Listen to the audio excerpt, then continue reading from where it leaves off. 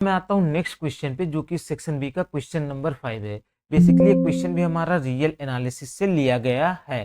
ठीक है, तो बिना लेट के मैं इस क्वेश्चन को रीड करता हूँ। Let a n be a bounded sequence in R. A n क्या हो गया, कोई एक बाउंडेड सीक्वेंस है आर में। तो ये हमारे लिए एक इंपॉर्टेंट वर्ड है, bounded sequence.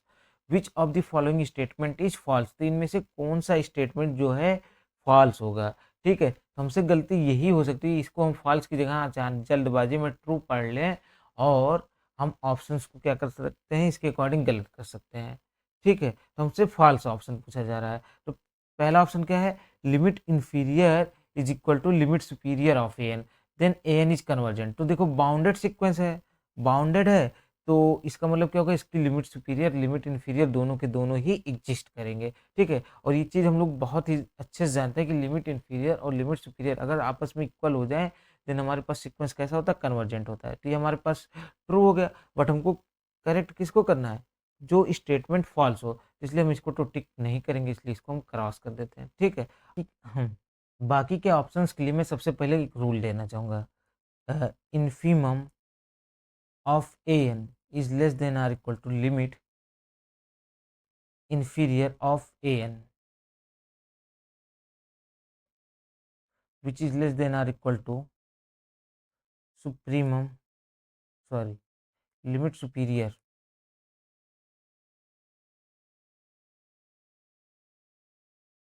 of an which is less than or equal to supremum of an। ठीक है, तो हमारे पास ये जनरल रूल है कि infimum of a n less than or equal to limit inferior of a n which is less than or equal to limit superior of a n and which is also less than or equal to supremum of a n. ठीक है, ये हमारे पास है। अब इसकी help से हम बाकी के ऑप्शंस को चेक कर सकते हैं। तो अब मैं आता हूँ ऑप्शन 2 पे। ऑप्शन 2 के लिए हम लोग देखेंगे क्या है, infimum is equal to limit supremum of a n. ठीक है, तो हमारे पास क्या लिखा है, infimum of a n is equal to limit superior. ठीक है, लिमिट मैं इसको लिमिट ही लिख दे रहा हूँ, फिर superior of a n, limit superior of a n ये इक्वल दे रहा है। देखो अगर ये इक्वल है और ये इक्वल है, तो इसका मतलब क्या होगा, बीच में ये जो हमारे पास है, तो इसको हम सैंडविच थ्योरम से भी बोल सकते हैं। क्या होगा, ये भी इक्वल ही हो जाएगा अगर लिमिट एग्जिस्ट कर रही है। ठीक है, या हम ये कर सकते हैं, हाँ, तो ये क्या हो जाएंगे हमारे पास, क्या होगा, ये इक्वल होने का काम करेगा, या स्क्वीज थ्योरम से भी बोल सकते हैं कि क्या हो जाएगा, ये इक्वल होने का काम करेगा लिमिट इन्फीरियर के। तो हम लोग सिंपली जानते हैं कि लिमिट इन्फीरियर और लिमिट सुपीरियर अगर इक्वल हो जाए, तो इफ़ एंड ओनली इफ होता है, क्या होगा हमारे पास, सीक्वेंस क्या होता है, कन्वर्जेंट सीक्वेंस होता है।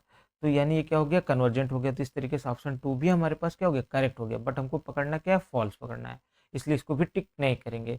अब आते हैं ऑप्शन 3 पे। थर्ड ऑप्शन के लिए हम लोग क्या कर सकते हैं, हम लोग एक काउंटर एग्जाम्पल बना सकते हैं, सच दैट वो क्या हो गया, जो काउंटर एग्जाम्पल कैसा होना चाहिए, वो एन कन्वर्जेंट सीक्वेंस हो जाए।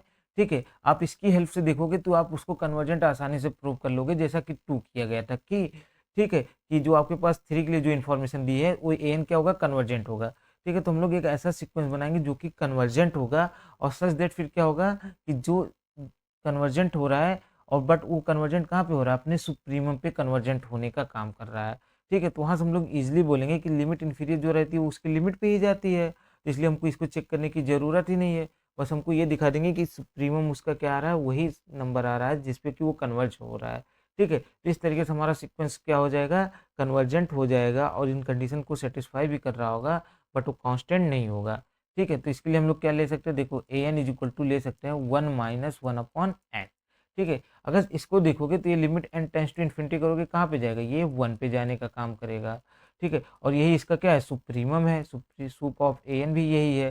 ठीक है, तो क्या हो गया, सुप्रीमम ए एन का क्या हो गया, उसके लिमिट के इक्वल आ रहा है, जो कि क्या होगा, लिमिट इन्फीरियर हो जाएगा, सिंस सीक्वेंस क्या है हमारे पास, कन्वर्जेंट सीक्वेंस है। बट क्या ये कांस्टेंट सीक्वेंस है, नहीं, ये कांस्टेंट नहीं है। ये तो हमारे पास रॉन्ग स्टेटमेंट है, बट हमको करना क्या था, फॉल्स स्टेटमेंट को ही टिक करना है, तो इसलिए इसको टिक कर देंगे। ठीक है, अब इसी तरीके से स्टेटमेंट 4 को हम लोग पढ़ेंगे, तो इसको इजीली आप लोग कांस्टेंट प्रूव कर सकते हो। कैसे, देखो क्या बोल रहा है, supremum of a n is equal to infimum of a N.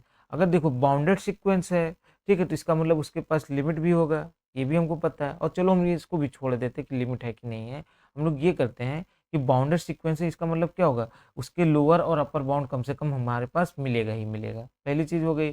तो अगर ऐसा हो जाता है कि यहाँ पे मान लो एक नंबर मैंने 1 ले एक नंबर A1 ले लिया, और एक A2 ले लिया, ठीक है। अब देखो ये यहाँ पे क्या होगा, एक सिंस ये रियल नंबर्स के ही तो सीक्वेंस होंगे, तो यहाँ पे क्या होगा, ये सीधी सी बात होगी, A1 लेस देन A2 हो सकता है, या फिर A2 less than greater than A1 हो सकता है, यही होगा ना। अगर हम लोग ऐसा मानते हैं कि हमारे पास जो गिवन सीक्वेंस है वो क्या कांस्टेंट नहीं है, ठीक है, तो हमारे पास दो टर्म ऐसे हम लोग जरूर हमको मिलेगा सच दैट A1 या लेस देन A2 हो जाएगा और A2 greater than are A1। तो इस केस में क्या होगा, अगर हम A2 ग्रेटर देन A1 हो गया तो ये सुप्रीमम कम से कम, इस सुप्रीमम जो होगा इससे बड़ा हो सकता है या इसके बराबर होगा, और इन्फीमम इससे छोटा हो सकता है या इसके बराबर होगा। तो इस केस में दोनों आपस में इक्वल नहीं होंगे। सेम उसका रिवर्स हम लोग यहाँ पे इसको भी देखेंगे, तो वहाँ पे इक्वल होने का काम नहीं करेंगे। तो इस तरीके से हमारे पास ऑप्शन 4 भी क्या होगा, एक कांस्टेंट सीक्वेंस ही आएगा, ठीक है।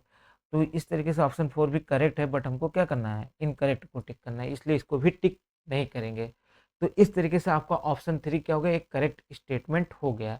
आई होप आपको ये सॉल्यूशन समझ में आ गया होगा, और अगर से आप चैनल पे नए हो तो प्लीज़ चैनल को सब्सक्राइब कर लीजिए, वीडियो को एंड लाइक एंड शेयर कर दीजिए, ठीक है।